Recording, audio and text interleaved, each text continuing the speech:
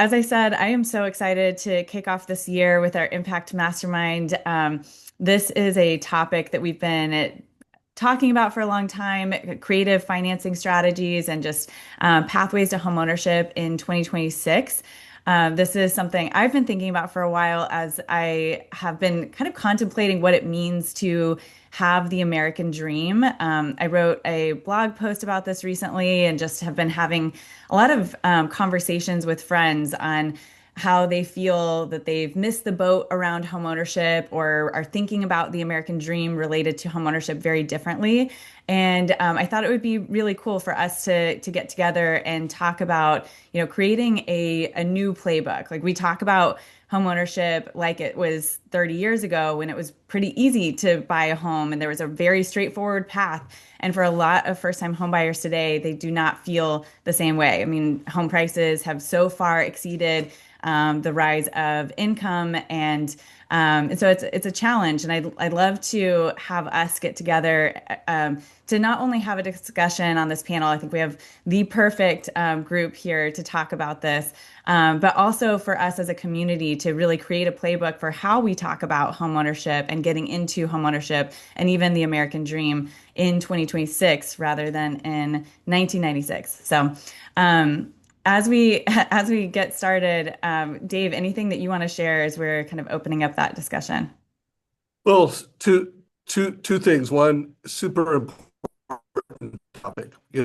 Being scrappy, being creative, being strategic, being proactive, being predictive in helping get first-time home buyers into homes. And then who we have on today's call. So we have the one and only Denise Donoghue, also known as the Mortgage Nerd, who over $100 million in production last year, served 262 families with her team, and then leads a division. So she's a producing leader of a group that did over 2,000 loans. So Denise knows a lot about helping people get into homes. We have Matt Adler. Guys, hold on to this. His team personally did 570 loans, 249 million in production. Matt, are you the top loan officer in the state of Michigan? We'll see this year, probably. Matt? Oh, probably. So these two know a little bit about how to get people into homes. And then we have Jeremy Potter. At one point, he was an executive at Rocket. Was your title Director of Innovation or something like that? Yeah, Senior Director of Strategy and Innovation. Yep. Boom. So this is the guy on behalf of Rocket that was dealing, with how do we solve the affordability crisis? How does Rocket create innovative products and innovative strategies to help get people into homeownership? And then aside from that, he's just truly one of the smartest people I know in the industry. Anytime I'm like, what's happening? It's like I call the bat phone. I call Jeremy Potter. And then he's also on the board of FirstHome IQ. So I think we're ready to have an incredible conversation, Kristen. All right, cool. Thanks for those intros. Yeah, this is a fantastic group. I'm going to open this up by sharing a LinkedIn post I shared yesterday, I think. This was about, just again, the topic of the American dream, what it looks like in 30 years ago versus today. What's changed? Obviously, homes and incomes grew together 30 years ago. They're not growing together today. You look at the median home price in 95 versus 2025, and that increase was by around 300%, while incomes only increased by 100%. So it's three times the amount of growth. And in 2025, it costs over 6 years, which is double the burden. So anyway, when we're looking at things like I'm talking about homeownership, I do feel like, as I said, this has changed. And Jeremy, you posted something, the blog post I wrote talking about is homeownership, like where are we today? You mentioned something about the starter home and how you believe the starter home is dead. I'd love for you to kind of start the discussion talking a little bit about what you mean by that and what your thoughts are around, how we're talking about that today. Yeah, thank You went out, Jeremy. you, Kristen and Dave. Can't hear me? We can now. You Oh, were kind okay. of going in and I out, said but thank you're you back. for the intro, and Kristen, what I wanted to draw the distinction is when you hear people say the American dream is dead, a lot of people Oh, you cut out again. push back. No, I wonder if it's my Wi-Fi. I think I'm at the airport hotel. Oh, wow. Um, Nice. maybe I can let's try this without the mic and see if we Yes, can be better there. let's try. So I think it's the mic. Yeah, that's better. excellent. I mean, the other Yeah, mic is better, but we can hear you you now. know what I mean? Yeah. So I just wanted to draw the distinction between the American dream is dead, meaning consumers have lost trust and faith in home ownership as the foundation of life, community, and generational wealth, or is it that it is actually pushed to the side because there's no way to achieve it? And so I like to draw that distinction and say, we get a lot of pushback when we hear the American dream is dead. Our industry goes, no, it couldn't be. I know all these customers, I know all this research that says people still want to buy a house. My point is they can't. So the practical result is they leave the market, they stop trusting, they stop shopping. The reason they do that is because they cannot find a home at their listing price, the starter home. So what I like to say is the American dream is not dead. The starter home is dead. The starter home is gone.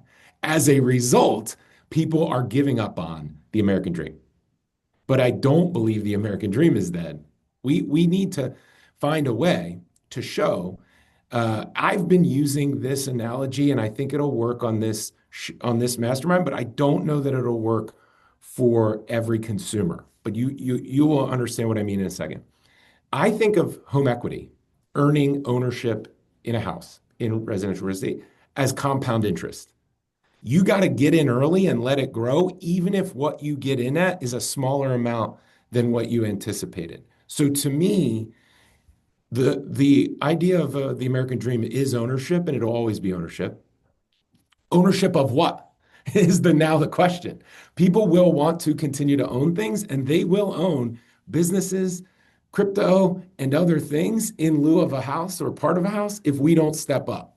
So I think that without the starter home as an option, we have to start thinking about pre-approved credit as the new starter home. And I can get into that theory a little bit more. But just on your direct question, there's a distinction in my mind between the starter home is dead and the American dream is dead.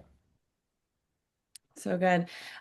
Denise or Matt, anything that you would share to that, or even how you're starting discussions with people who are, and Denise, I know you do a lot of content around people who feel like this is out of reach for them. Like, how are you having conversations with people that feel that homeownership is out of reach? So I'm a firm believer that, if I was to tell everybody who's listening right now to look around the room that you're in right now, and I want you to tell me everything in the next 15 seconds that's in your room right now that's the color red. And if we all did that for 15 seconds right now and we all looked, and then after 15 seconds, I said, okay, now tell me everything that was the color yellow. We missed it. We don't see it because we're looking for everything that's red. And I think there's a psychological component. I know what Jeremy's saying is the factual side of it. But there's a component of we all look for things that we're looking for. If you're looking for it to be unaffordable and we're looking for that narrative, we can certainly find it. I can find it in my chat GPT. I can find it online.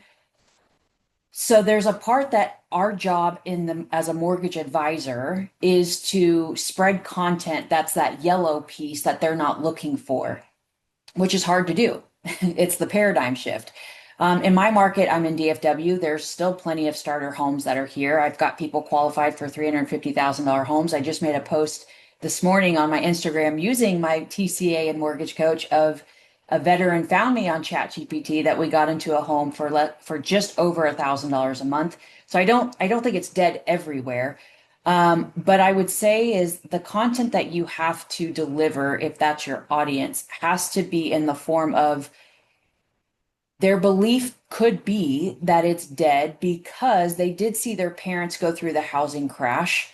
So they're skeptical. They also were told to go out and get a college education and spend all this money on college education, and you'll get a good job when you graduate, which also doesn't seem to be happening very easily. So their buy-in and what their parents or grandparents or the narrative that once was, they're skeptical of it. And so I think your content has to be more of inviting them to have a discussion on something as bold as, is buying a home dead for you? It may or may not be, but let's unpack that and let's talk through it. And I don't want to get too far into, but what's really interesting is I'm a data nerd, so I have been studying the bank statements and the spending habits of every first-time home buyer that we pre-approve, or even have a discovery call on, because I don't believe that we should shove the mortgage application down their throat and just exploring the option of if home ownership right now for you and your life makes sense.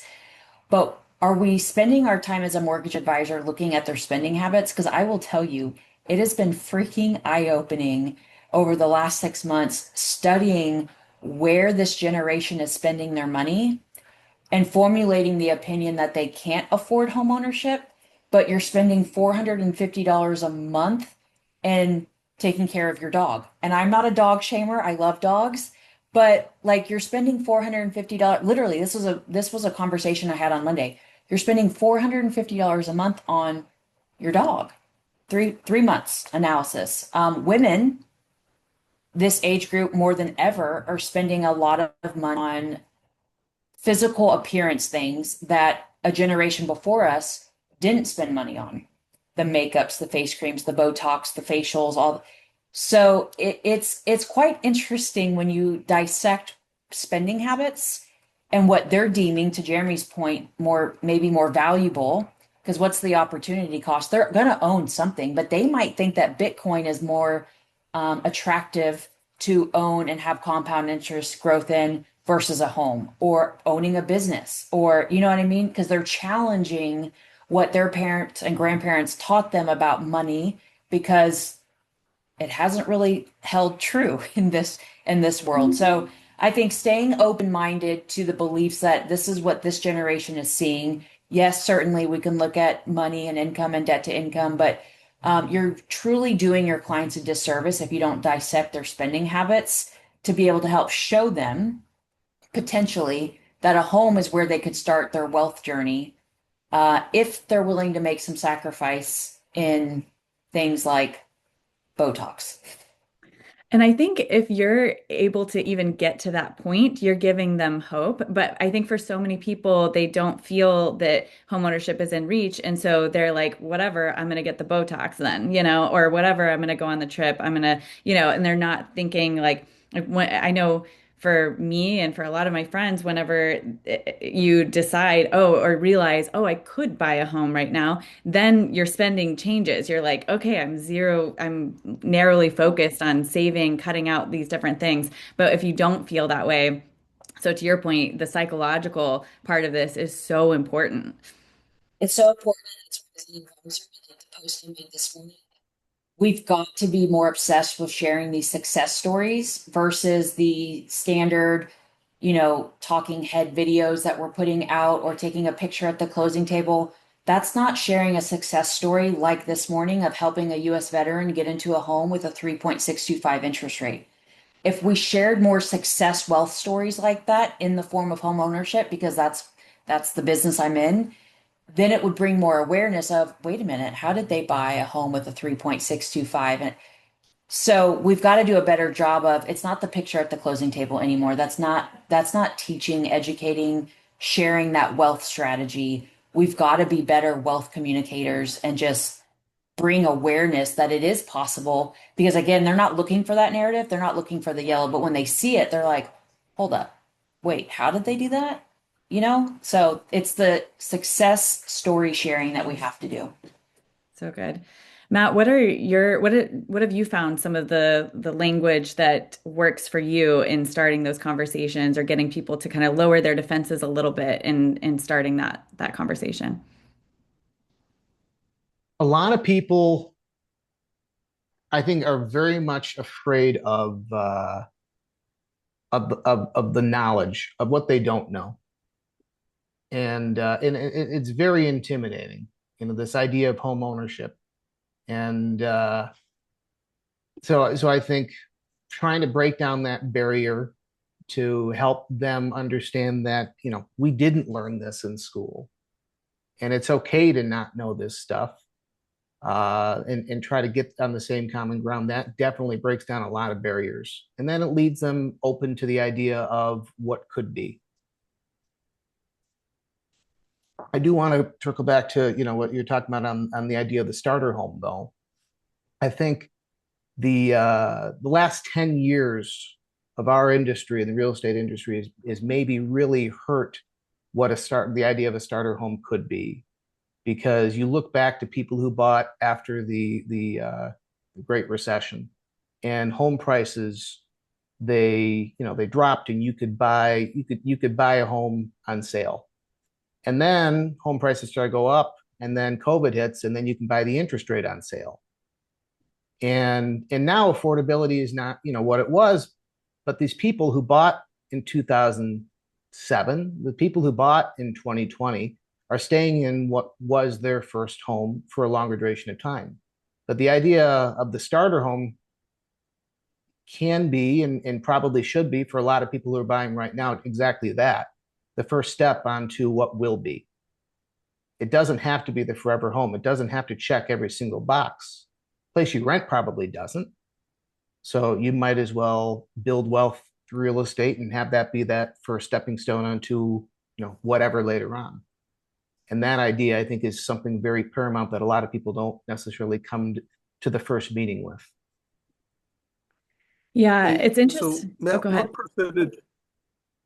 Oh, real quick, I want to know for both Denise and Matt, what percentage of your loans last year were first-time buyers, ballpark?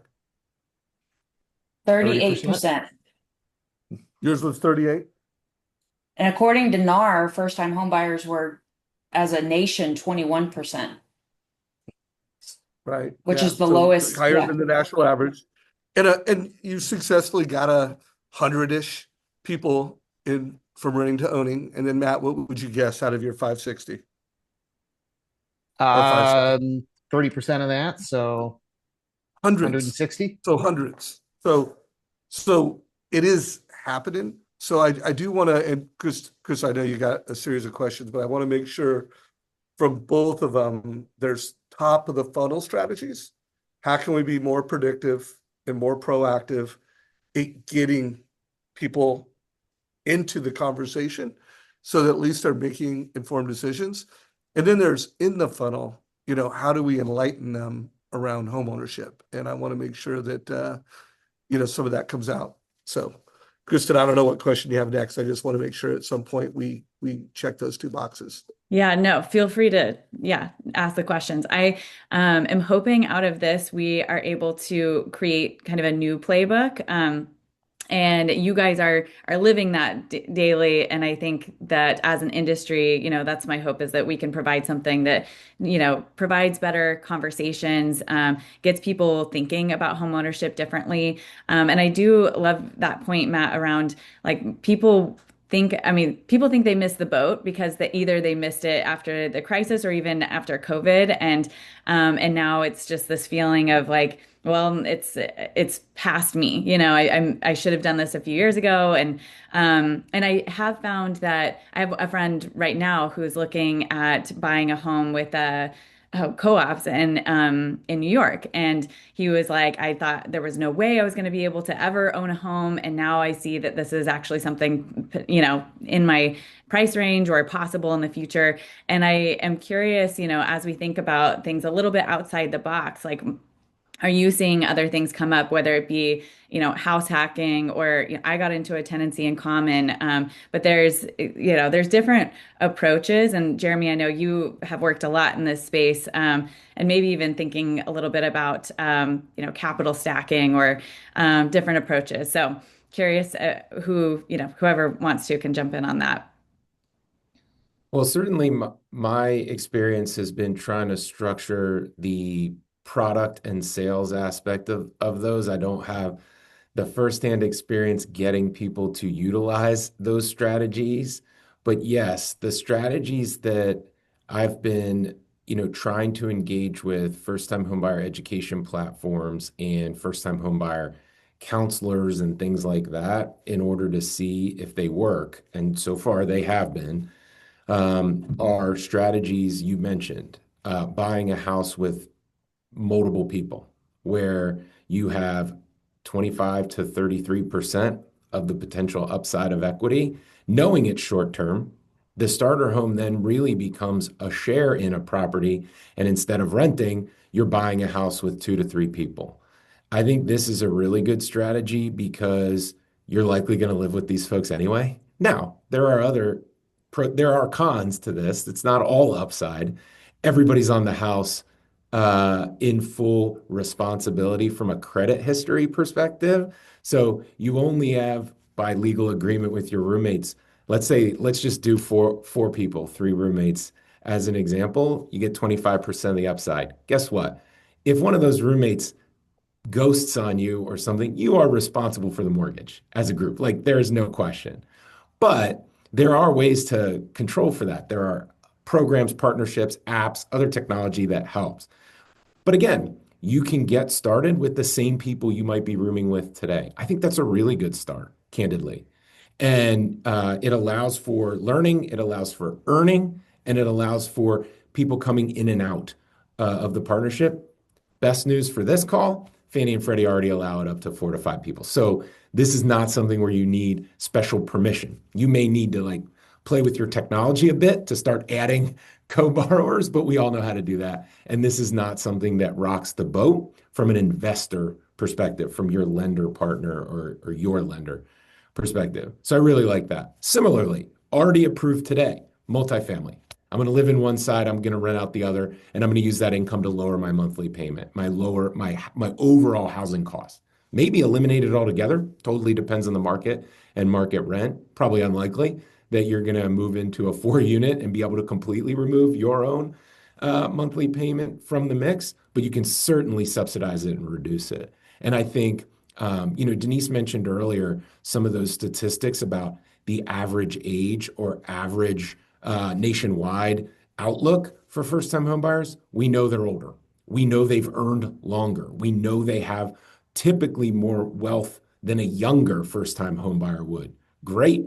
Even more of a reason to consider being a first-time homebuyer landlord, in my opinion. So the reason I like those two, they're accessible, and then the GSEs and your lenders, your companies can already do them. That, I mean, to me, that is a big win. And then the one that I'm excited about I should add one more that you can already do today. This one's much more for very high cost urban renters, but you can always buy a second home and rent it out while you rent in a high cost neighborhood, right? So those folks living in Boston and Brooklyn and San Francisco and other high cost areas, they can buy a house somewhere else, a second home community, or even just a second single family home community in the suburbs and rent that out as a way to earn equity. Again, you can already do that. Now, the down payment on that and the pricing might be a little higher than the first two examples because it's not owner occupied. But again, 3 ideas, they can already do it today, and you don't have to set up anything new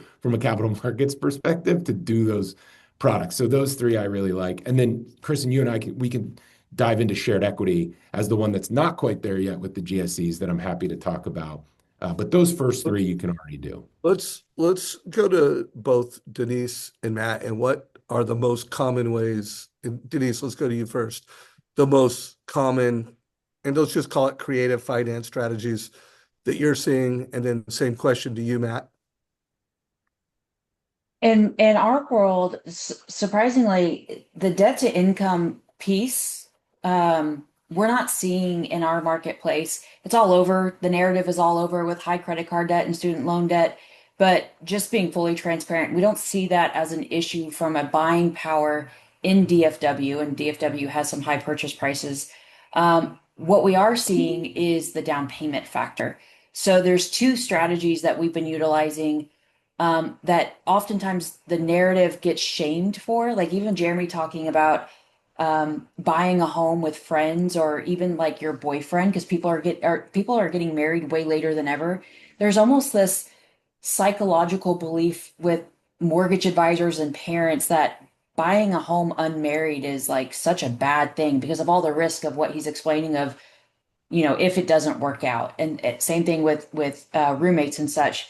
And so I would challenge some of us on here if we have those beliefs that this is a different generation, don't project those onto people because if they're committed to a college hack right now is almost anybody that's going to college rather than get a dorm or rent, buy the home, have your parent buy the home, use equity in their current home, buy the home, get the roommates. And at the end of 4 years, now we've got a college wealth hack that you're starting out your career with money to pay off that student loan debt that you might have had.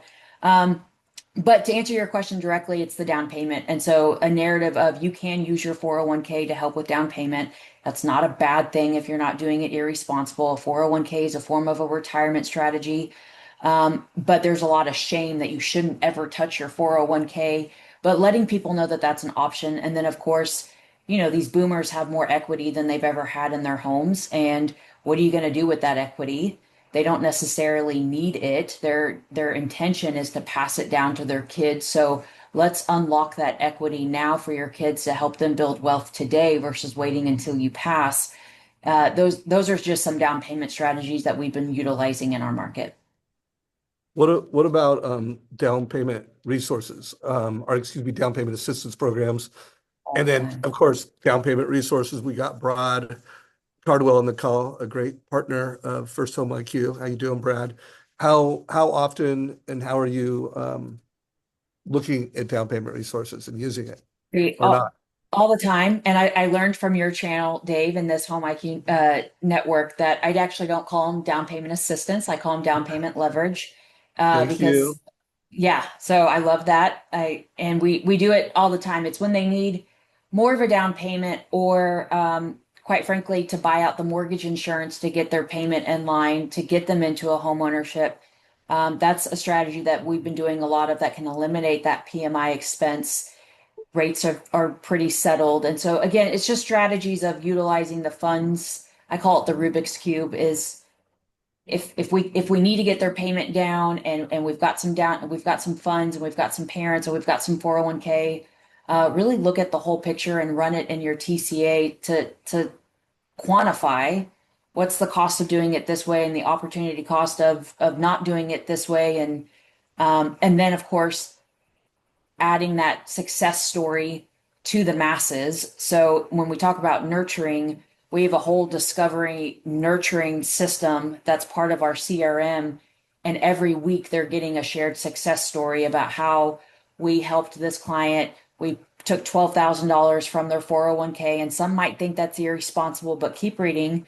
And then we can share here's what their story, here's what 3 years later looked like, not 10 years later and before 2020. But I think when you can share super relevant in the recent 2 years of this being a terrible time to buy in your marketplace, what that actually meant in a quantifying standpoint, still using a TCA, but putting data and numbers behind it.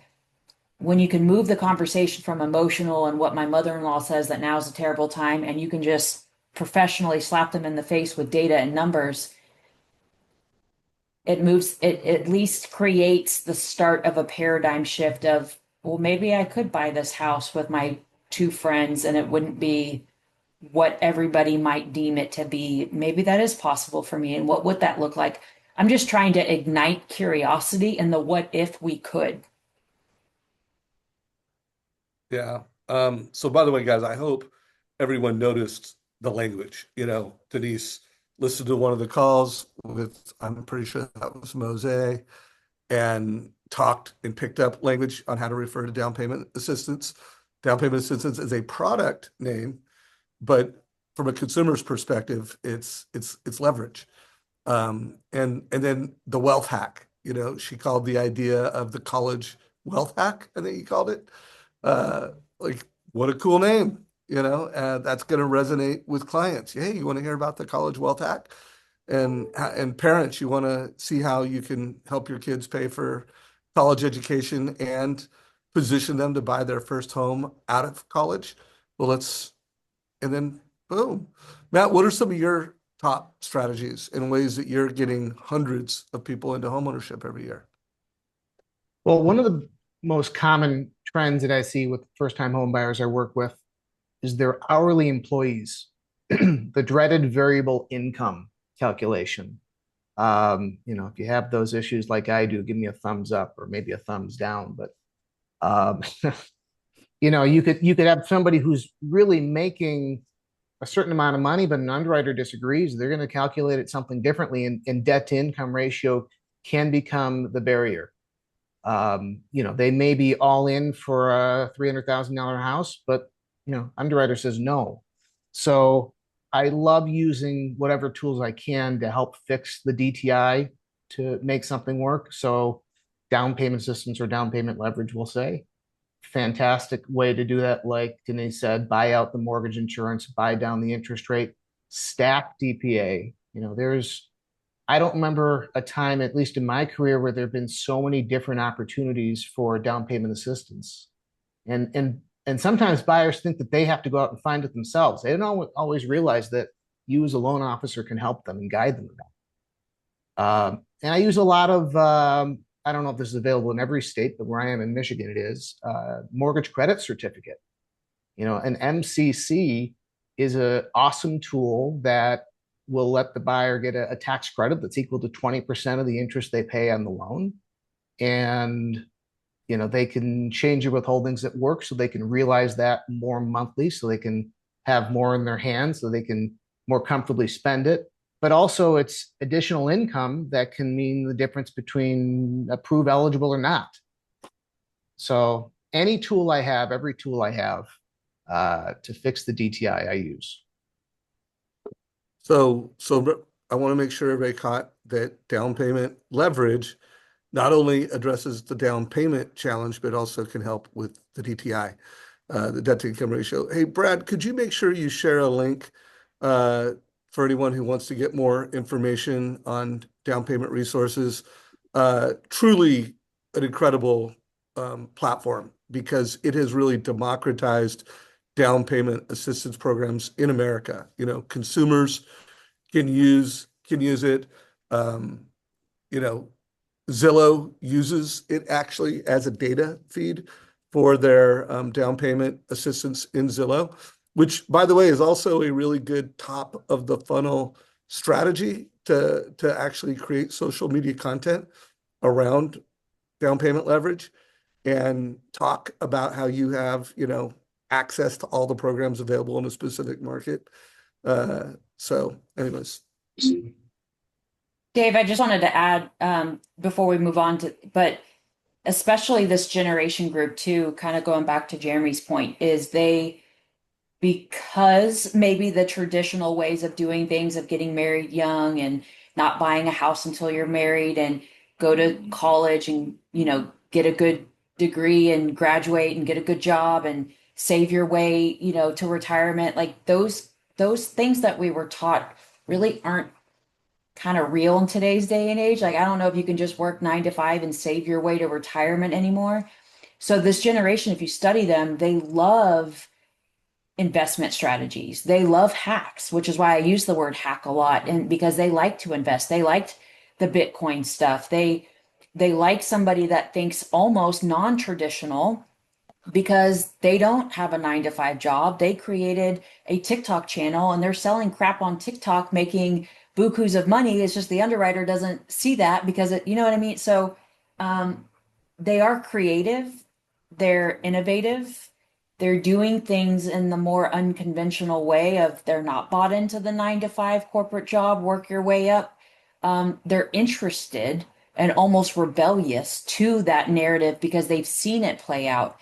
And so when you talk about strategies like we helped this person buy a home with 2 of their best friends, and 3 years later, here's how it, unfolded. They're attracted to that. That's what they're curious. And that might be the top of funnel to get them into, oh, wait, I could buy a house myself and then I could buy an investment property with a DSCR. Like you start going down this whole channel of, but you become that person. And then what do you think you've become to their friend group and their social media group, like that they talk about? And now they're having a party at their house for Super Bowl and you're the one that helped them finance it. Like it's this whole rippling effect. But they're not necessarily, I think knowing and understanding that they're not necessarily bought into maybe what we deem as the traditional route of buying a home. And we as advisors need to stay open-minded to that. I love that. I think so. If a lot of people like renters, millennials, Gen Z heard the conversation today, they would be, wanting to talk to you. And I think so often there's people that just, I mean, we've measured trust from next gen homebuyers, and this last year, only 20% said they trusted loan officers to help them make smart decisions about their mortgage. And I think that is a huge barrier. And they don't realize that there's these investment strategies, and they run the calculations themselves and are like, yeah, doesn't look good for me. So they're not going to talk to somebody. But what are some, I mean, you started this, Denise, of talking about sharing some of the stories and, what are some of the other strategies you guys are doing to be able to talk about this ahead? I mean, there's, obviously, Denise, you're big on social media, but are there other, tools that you're using to have these conversations at an earlier place and when someone's kind of not quite there yet? I'll jump in and then I'll let Matt take over. But to me, email and your phone is like still undefeated. I know some of us obsess of social media and YouTube, and yet you're not even consistently delivering a super valuable email to your database every single week. And if you're not doing that, I think you're missing the boat, because the reality is our best clients are our best clients. And sometimes it starts with educating the parent of these strategies so that they don't diminish it with their kids. And so a lot of my past clients, I've been in the business for a little over 10 years, maybe longer. I haven't done the math, but it starts with the value, the content that I'm delivering to them is strategically in the subject line of how I helped this recent college grad get into a home.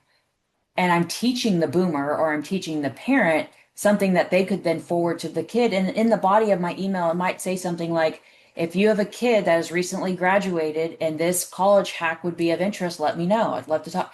So, yes, show up on social, but you should have a dialed in nurturing process. I know we always think, I can't remember who did it. I think it was Tom Ferry. They surveyed, I'm going to butcher the stats, but it was something like on a scale of 1 to 10, 10 being the best. How would you, loan officer, or how would you, real estate agent, rate your post-close nurturing process? And the truth is it averaged like a 1 or 2 or below. And that's where I think the education should start. It should start in our schools, certainly. But these boomers, no offense, boomers, we're stuck in this way of doing it. We're stuck in this way of investing. We're stuck in this way of life to a degree of go to college, get the degree, you save everything that you have. Um, don't buy a car unless you like all of these things that we've been taught, that I think if we can help change the narrative of the parent, you can get down to the kid. And so for me, I'm religious on sending a value, I call it a value drop email. I used to call it value bomb email until I was on an airplane and I said bomb, and I was like, I should probably not say value bomb. So I've since changed it to a value drop email, and it's anybody in any stage, but it is segmented that if you're a past client and you're of this age group, this is the type of content you're going to want, because selfishly, I want their kid's business, or I want to help you buy your kid a house in college and college hack it. So when they want that brand new car when they graduate college, you're not using your own money for it. We're going to use the equity that we just strategically earned to get them that car that now won't jack up their DTI when they go, like all this stuff. So have a database, segment your content so that it's meaningful for the database, and be consistent, just like we always hear all the time, and then add the social media. But if you're not doing the foundation of that, I'd get really dialed in on that. Anything you'd add to that, Matt? Yeah, trust, we got to earn it. People are coming to us very skeptical. And I think one of the most important ways to earn the trust of potential first-time home buyers, just give them time. Give them face-to-face time, spend a good amount of time educating them. And I think the killer app is a personalized rent versus own. That does it every time. I love that. It did it for me. I did not think, I don't know why, I didn't think I could buy a home. I definitely could, but it was the rent versus own. And also, it was doing just feeling like it was a conversation that allowed me to have the conversation. And that's why I'm so passionate about all of this is like, I think so many of us just have in our heads that this is out of reach. This is not something that's achievable. So even having some of the, conversations, and I want to get to shared equity, Jeremy, but about like, here's some different ways to getting to homeownership, buying with friends, whatever. And then you may realize you can buy a traditional way. It's just you're not able to even start the conversation. So this is all really good. Jeremy, I want to jump in a little bit and talk about some of the ways that are maybe outside of the traditional pathways that are just starting to get some steam. And we've talked about shared equity being one. Just to frame that up a little bit, there are places, I mean, with the average age of the first-time home buyer being 40, many of us do not want to downgrade so significantly to be able to buy a home, and that's where I think a lot of people feel like they've missed the boat. They still want to live in Los Angeles. They still want to live where they've already established their home and their community. And to get into the starter home, they would have to do, kind of a major downgrade. And I think that's where this opens the door to some other models. So, Jeremy, what are your thoughts? Yeah, I think this falls right in the category of what Denise was saying earlier. Let's use the rebellious nature. Let's use the energy of this generation for this framing and this message. And so here's the way that I would describe how I try to sell shared equity as a product to investors and lenders to turn it on. And then I'll explain why I think it's a natural fit for this generation. The idea is how do we get people into the market, into earning equity, into a home without introducing additional risk to them or to the system, right? So when we push the envelope on down payment and scrape together every last cent, we got that person into their first home, but they have nothing left to manage that home in that first 1, 2, 3 years when we know there are bumps and surprises. Anybody who's owned a home will tell you that. And so what shared equity does is it offers two things.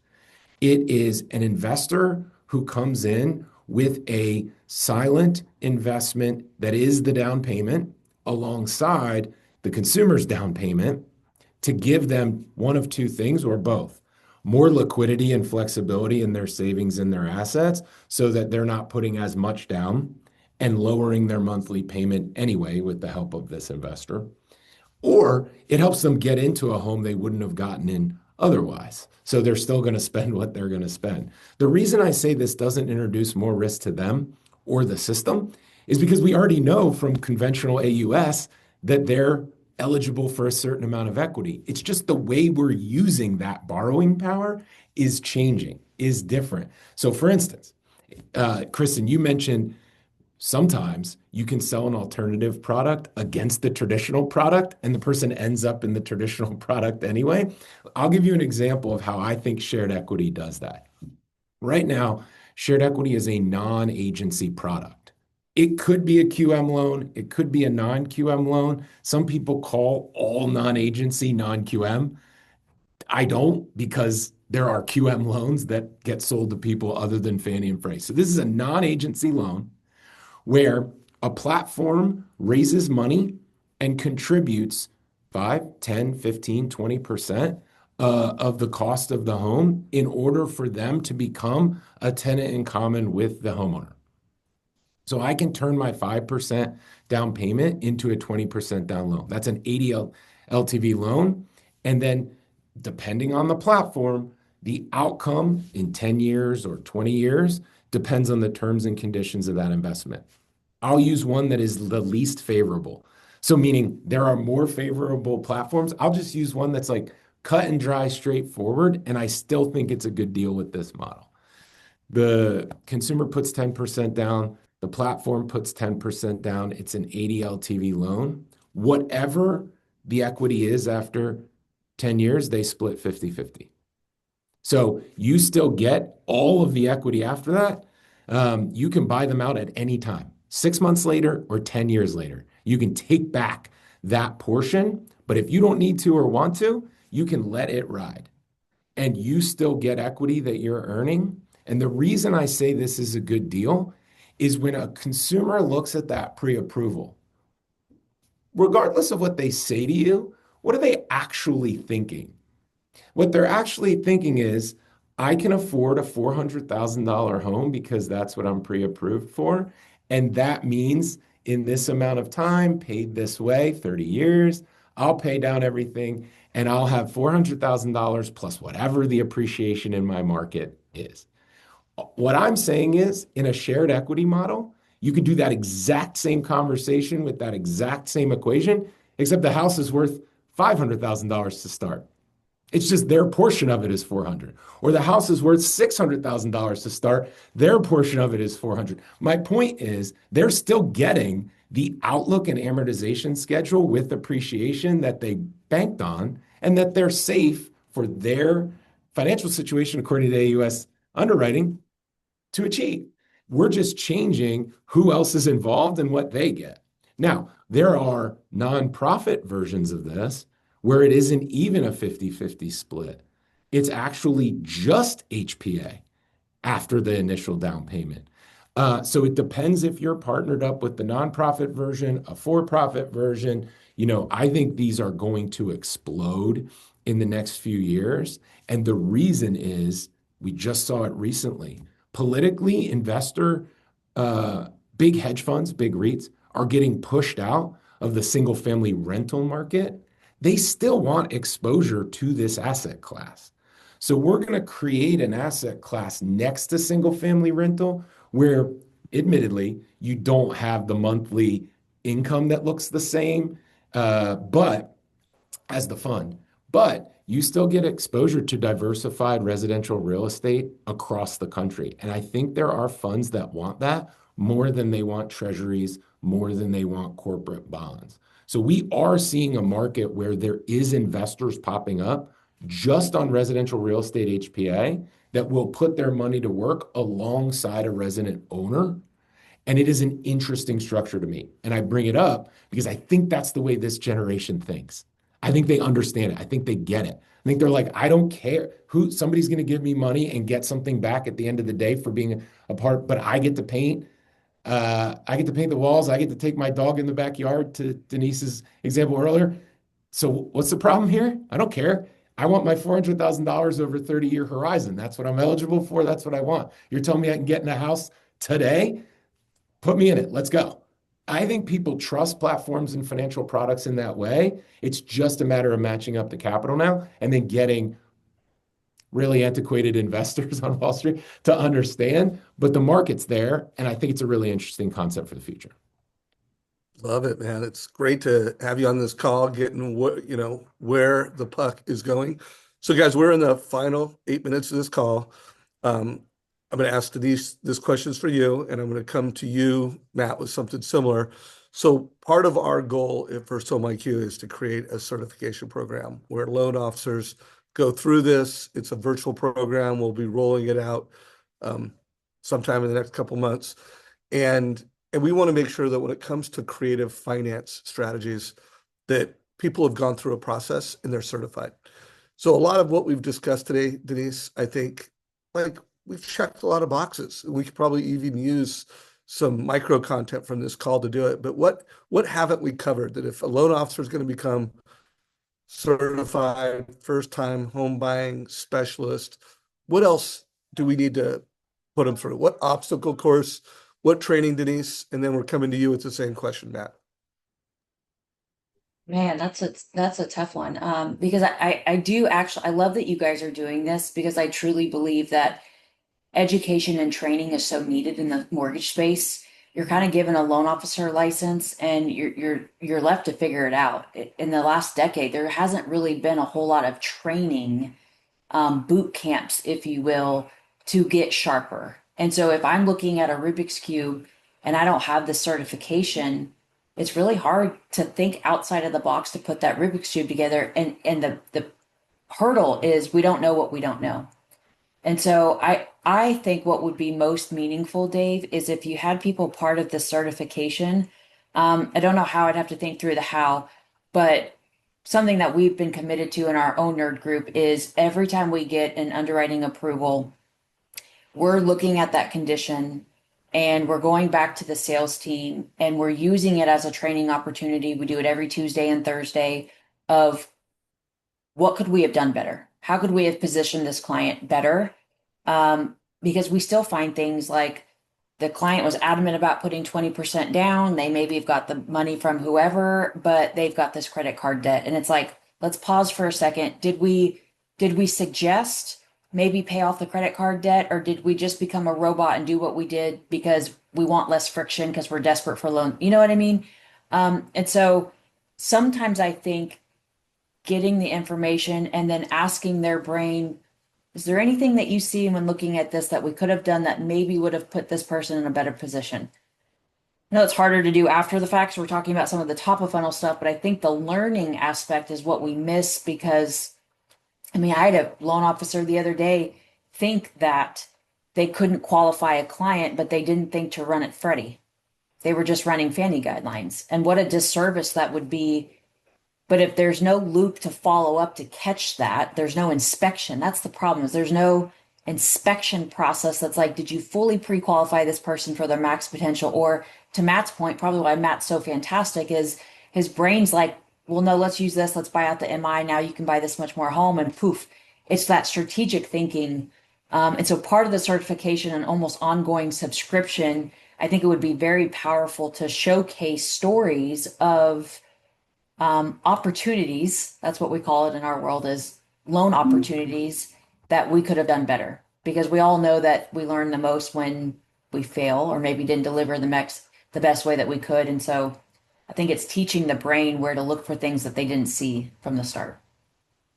I love that. And I don't know if we're going to call it the Denise Donoghue Affordability Optimization Loop. I'm not sure that's going to be the name of it, but this process that we make part of the curriculum, that every time, you hit a problem, and it's almost like an OODA loop: observe, Yeah. orient, decide, act.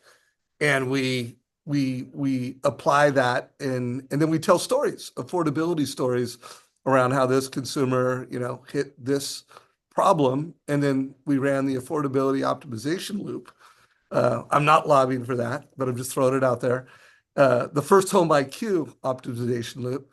So I love that. Matt, same question to you. What do you got? What do we need to build into this?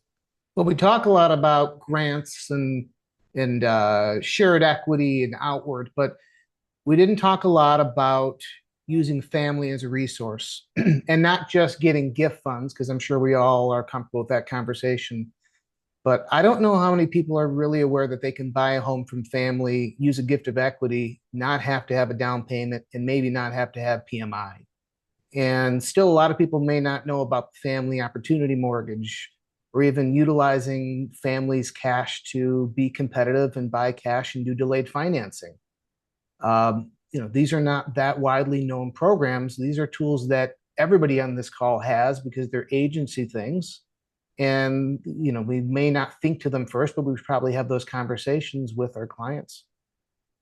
Looks like you just volunteered to create a little session or a little chapter in the certification around how to optimize families and families helping families Mhm. get into homeownership faster and younger. Matt Adler. There you go. Boom. All right, Kristen, I know This we're is almost at so, time, you know. yeah. This is so fantastic. I want to keep going, but thank you so much, Matt. And I think Denise had to drop, but and Jeremy for being here. This was so incredible. I do want to mention if anyone is interested in being part of our ambassador program, or if you're not already, you can go to firsthomeIQ.com/ambassador, and we are going to provide the certification to all of our ambassadors, and you'll be first to get it. We also do monthly playbooks, so you get a playbook from this and additional content. So I also want to make sure we talk about MBA advocacy. Dave, do you want to do a quick pitch for that? And I'll drop the sign up link there. Yeah, we'll put a link for MBA advocacy, but on April 14th and 15th in Washington, D.C., the MBA every year has hundreds of executives. Last year I think it was close to 500 people were there, and they're lobbying on the Hill, going into Congress, going into Senate on behalf of the MBA. Well, this year there's going to be a one-pager. It's the FirstHome IQ and the IMB or the MBA's one-pager on topics to lobby the Hill on. And why do you guys want to go as loan officers? First of all, it's fun. Like actually, having appointments with senators and congressmen and lobbying, trust me, it's fun. But guys, it's a great brand building opportunity. We're going to have multiple social media labs are located strategically around Washington, D.C., and help you guys make content. So we've already hired the video team for Forward and Neil. Deborah Bird's going to be there. Amir Saeed and his media team. So if you want to be, name the state, name the city, representing on Washington, D.C., affordability, financial literacy, legislation to help first-time homebuyers. You want to do that? You think it'd be good for your brand, be good for your, influence in your community? Well, come join us. It's going to be awesome. And Kristen shared the link. Check it out. Also want to make sure they did not miss that individual loan officers can sign up for down payment resources. So they have both enterprise partnerships and, hey, you're an individual loan officer. We put the link. Go check it out. All right, guys. Thank you for everybody's time, and we're grateful for everyone that's on this mission with us. Thanks, Dave. everybody. Thank you, Kristen. Bye.